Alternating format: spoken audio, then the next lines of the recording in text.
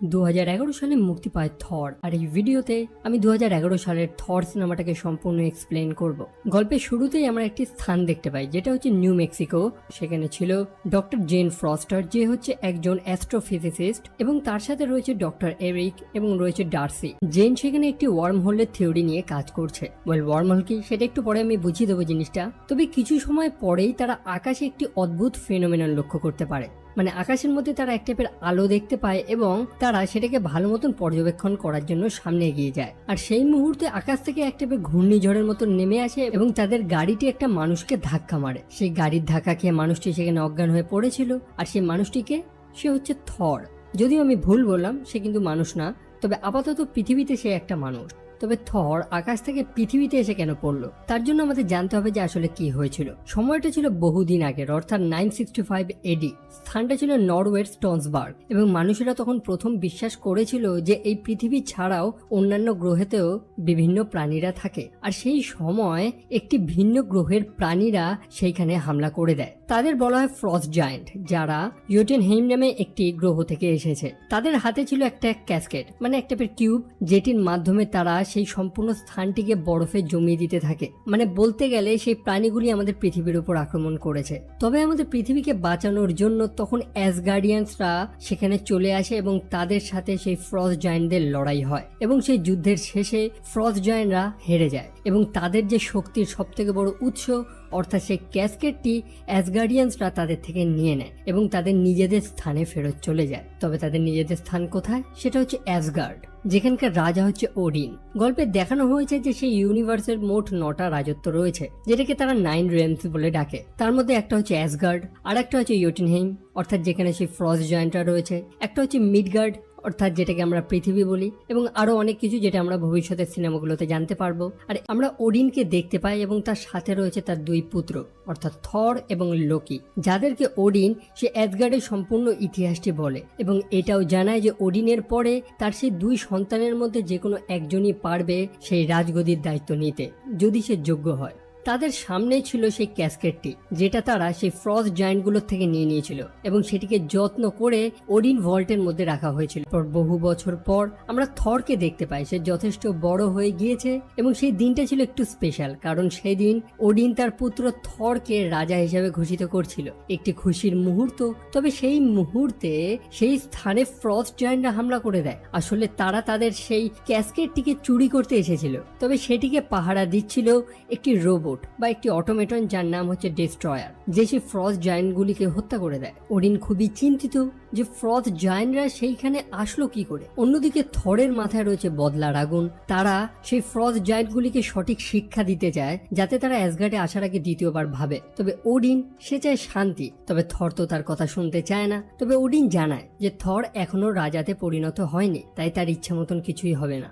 স্বাভাবিকভাবেই থরের মনটা খারাপ, কারণ সেই দিনটা ছিল একটি শুভ দিন, যেদিন সে রাজাতে পরিণত হতো। আর স্বাভাবিকভাবে লোকি তখন তাকে উস্কানি দেয়, যেটা সে বরাবরই করে থাকে। এবং থরের মাথায় তখন আইডিয়া আসে যে সে সেই জোটেনহেইম নামক প্ল্যানেটটিতে গিয়ে ফ্রস্ট জায়ান্টদের সাথে বদলা নেবে। অবশ্যই লুকিয়ে লুকিয়ে যাবে, যাতে ওডিন এই খবরটা না পায়। তবে থর তো একা যাবে না, সে তার 4 বন্ধুকে নিয়ে যেতে চায়, অর্থাৎ সিভ, ভলস্ট্র্যাগ, ফ্যান্ডেল এবং হগুন, এবং তাদের নিয়ে সেই বাইফ্রস্ট ব্রিজের উপরে উপস্থিত হয়, যেটিকে পাহারা দেয় আরেকজন, যার নাম হচ্ছে হেমডাল।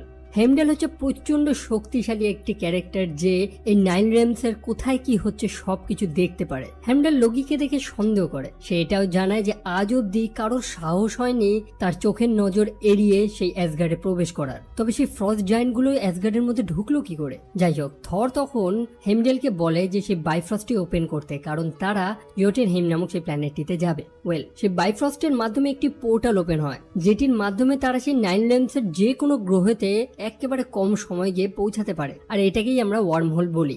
থর এবং তার সম্পূর্ণ টিম মিলে সেই ইয়োটেনহেইম নামক সেই প্ল্যানেটটিতে গিয়ে পৌঁছায়। প্রথমে তারা লক্ষ্য করে যে সেই সম্পূর্ণ স্থানটি পুরো ফাঁকা। তবে তার কিছুক্ষণ পরেই তারা সেই ফ্রস্ট জায়ান্টদের যে লিডার আছে, যার নাম হচ্ছে লোফি, তার সাথে সাক্ষাৎ হয়। থর স্বাভাবিকভাবেই তাকে ভয় দেখাতে থাকে, মানে তাকে থ্রেট করতে থাকে।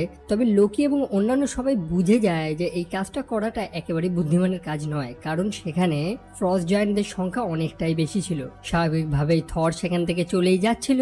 তবে লফি তখন থরকে একটা টিপ্পনি মেরে কথা বলে, আর ব্যাস শুরু হয়ে যায় সেখানে মারপিট।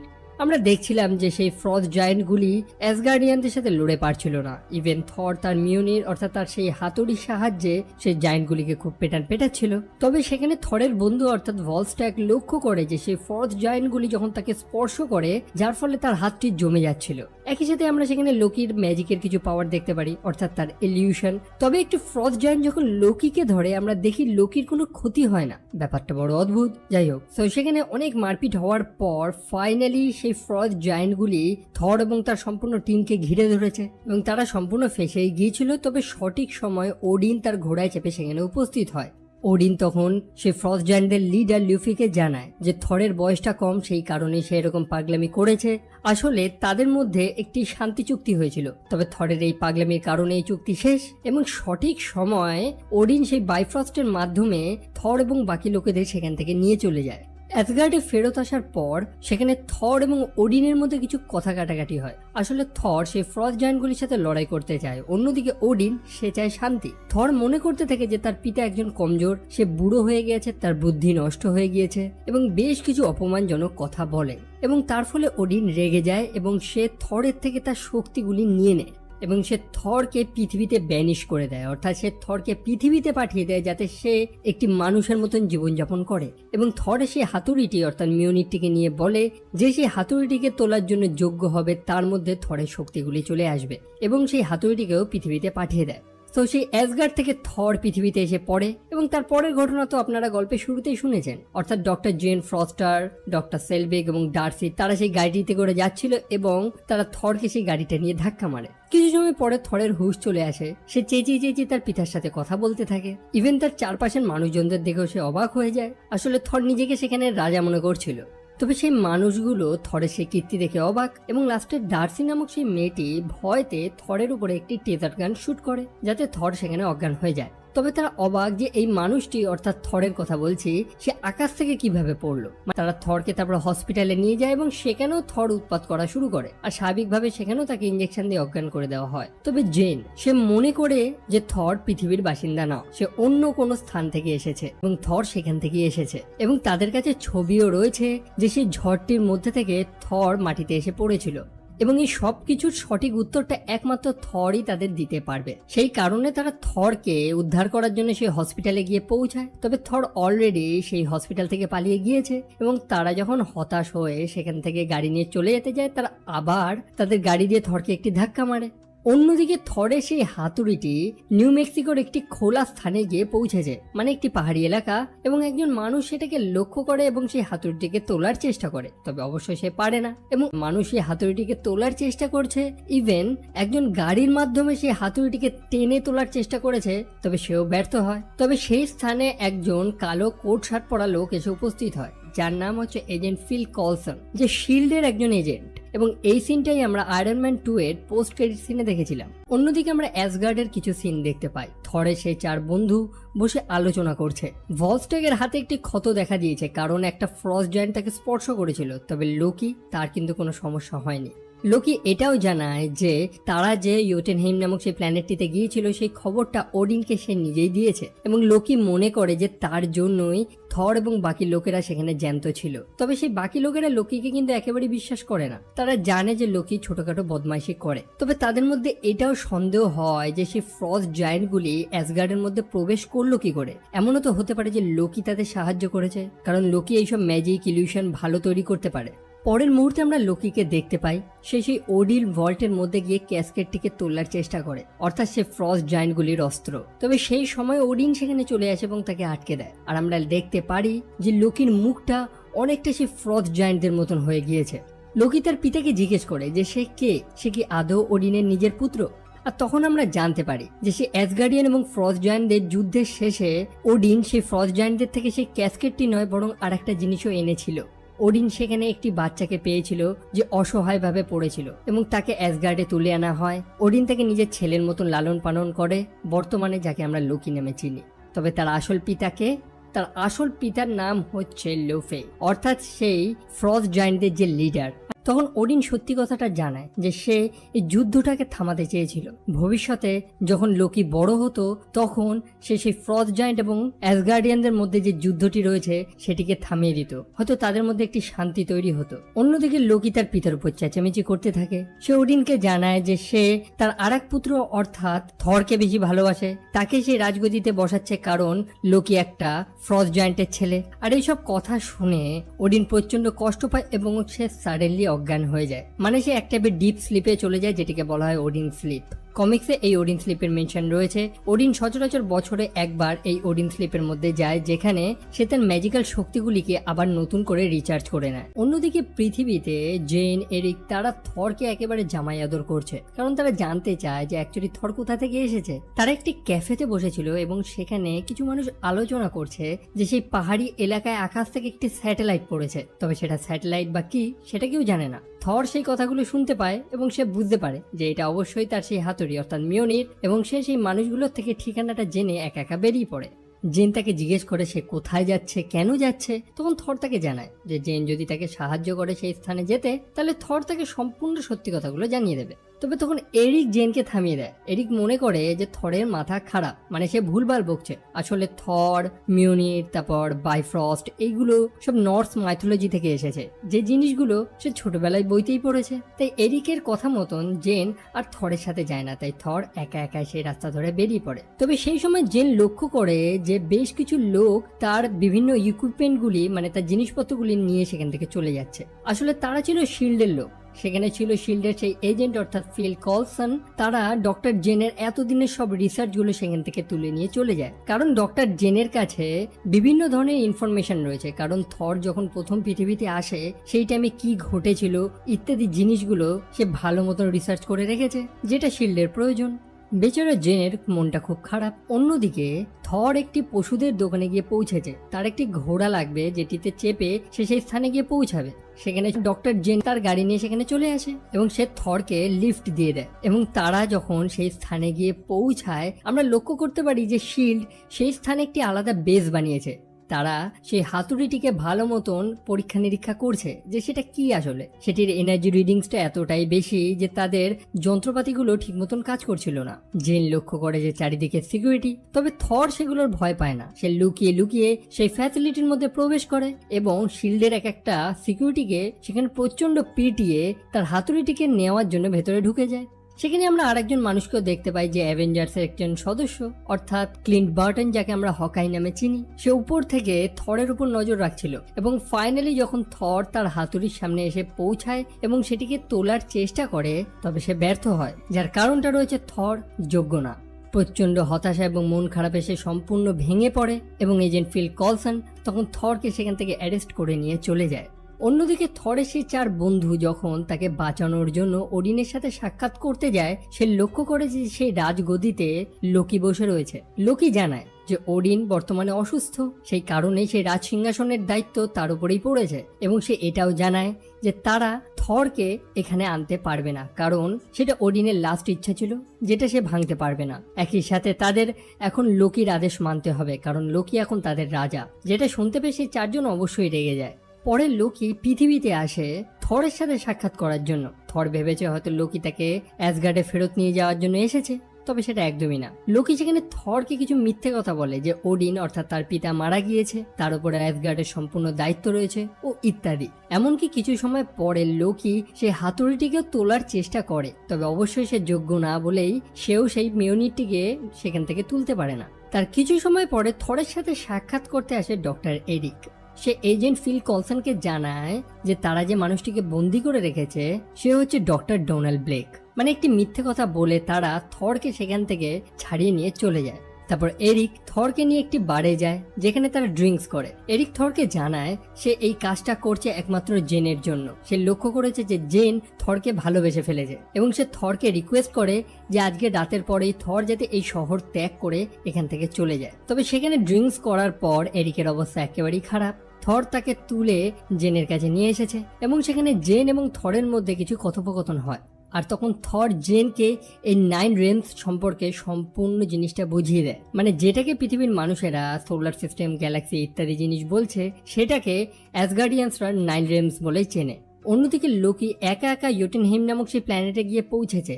সে তার পিতা লুফের সাথে সাক্ষাৎ করে, যদিও লুফে জানে না যে লোকি তার নিজেরই ছেলে। যাই হোক, লোকি তাদের সাথে গিয়ে একটা চুক্তি করে যে সে এই ফ্রস্ট জায়ান্টদের অ্যাসগার্ডে ঢোকার রাস্তা করে দেবে, যাতে তারা ওডিনকে হত্যা করে এবং তাদের সেই জিনিসটি অর্থাৎ সেই ক্যাসকেটটি নিয়ে সেখান থেকে চলে যেতে পারে। তবে লোকির মাথায় চলছে অন্য প্ল্যান। সে যখন সেই বাইফ্রস্টের মাধ্যমে ফিরে আসে তখন হেইমডেলের সাথে তার মুখোমুখি হয়। হেইমডেল প্রথম থেকেই লোকির উপরে সন্দেহ করত। যেমনটা বলেছিলাম যে হেইমডেল প্রত্যেকটা রেমসের মধ্যে নজর রাখে যে কোথায় কি হচ্ছে, তবে সে লোকির উপর নজর রাখতে পারে না, অর্থাৎ সে দেখতেই পায় না যে লোকি কোথা থেকে কোথায় যাচ্ছে। সেই কারণেই তো লোকিকে গড অফ মিসচিফ বলা হয়। যাই হোক, বর্তমানে লোকি হচ্ছে রাজা, আর অবশ্যই হেইমডেলকেও লোকির আদেশ মানতে হবে। তবে থরের সেই 4 বন্ধু তারা প্রচন্ড উত্তেজিত হয়ে পড়েছে, কারণ থর পৃথিবীতে একটা সাধারণ মানুষের মতন জীবনযাপন করছে, যেটা তারা চায় না। তারা থরকে এই অ্যাসগার্ডেই ফেরত আনতে চায়। সেই কারণেই তারা হেইমডেলের কাছে গিয়ে পৌঁছায়, যাতে হেইমডেল তাদের পৃথিবীতে পাঠিয়ে দেয়। আর অবশ্যই হেইমডেল তাদের সাহায্য করে এবং সেই 4 জন পৃথিবীতে গিয়ে পৌঁছায়।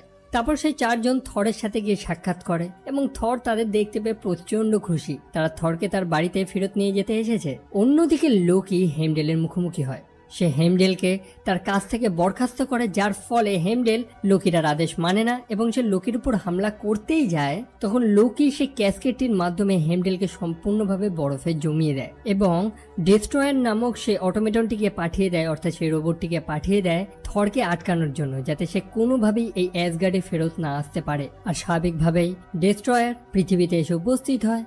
শিল্ডের লোকেরা সেটাকে দেখে স্টার্কের একটা নতুন টেকনোলজি বা অস্ত্র মনে করতে থাকে, তবে ডেস্ট্রয়ার তাদের উপর হামলা করে দেয়। শুধু তাই নয়, সে সাধারণ মানুষদের উপরেও হামলা করতে থাকে এবং সেখানে একটি ভয়ানক পরিস্থিতি দেখতে পারি। তবে সাডেনলি আমরা থরকে একটি অন্য রূপে সেখানে দেখতে পাই।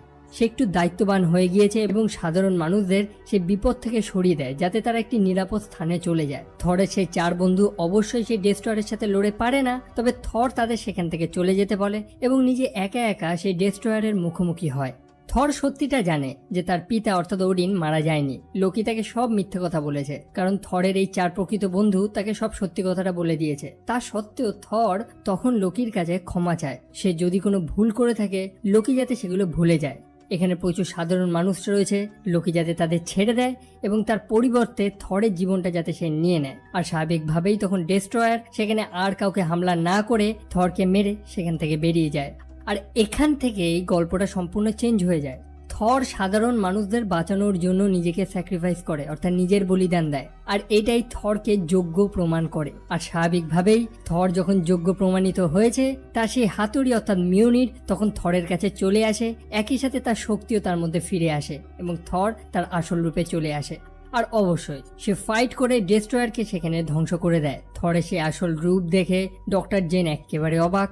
অন্যদিকে থর এজেন্ট ফিল কলসনকেও জানায় যে তারা যাতে ডক্টর জেনের যেসব জিনিসপত্রগুলো নিয়ে গেছে সেটা যাতে ফেরত দিয়ে দেয়। তবে অন্যদিকে থর যাতে অ্যাসগার্ডে না ফেরত আসতে পারে তার জন্য লোকি সেই বাইফ্রস্টটি বন্ধ করে দেয় এবং সব ফ্রস্ট জায়ান্ট দেশে অ্যাসগার্ডে প্রবেশ করার রাস্তা করে দেয়। বেচারা থর চেঁচিয়ে চেঁচিয়ে হেইমডেলকে ডাকতে থাকে সেই বাইফ্রস্টটিকে ওপেন করার জন্য। তবে হেইমডেল যে বরফে জমেছিল সে আচমকা সেই বরফ ভেঙে বেরিয়ে আসে এবং সেই ফ্রস্ট জায়ান্টগুলিকে মেরে বাইফ্রস্টটি ওপেন করে দেয়, যেটাতে করে থর এবং বাকি লোকেরা অ্যাসগার্ডে আবার ফিরে আসে। অন্যদিকে লোকির মাথায় চলছে অন্য প্ল্যান, যেটা বলেছিলাম। ওডিনকে হত্যা করার জন্য যখন সেই ফ্রস্ট জায়ান্টদের লিডার অর্থাৎ লুফি সেখানে উপস্থিত হয়, তখন লোকি তাদের হত্যা করে দেয়, কারণ লোকি ওডিনকে প্রমাণ করতে চাইছিল যে সেই হচ্ছে আসল যোগ্য সন্তান এবং সেও চায় সেই ফ্রস্ট জায়ান্টদের গ্রহটি অর্থাৎ ইয়োটুনহেইমকে সম্পূর্ণ ধ্বংস করে দিতে। তবে সেই সময় থর সেখানে চলে আসে আর স্বাভাবিকভাবেই লোকি থরের উপর হামলা করে দেয় এবং সেই বাইফ্রস্টের সামনে এসে উপস্থিত হয়, যেটিকে চালু করে সেই ইয়োটুনহেইম নামক প্ল্যানেটটিকে ধ্বংস করার চেষ্টা করে।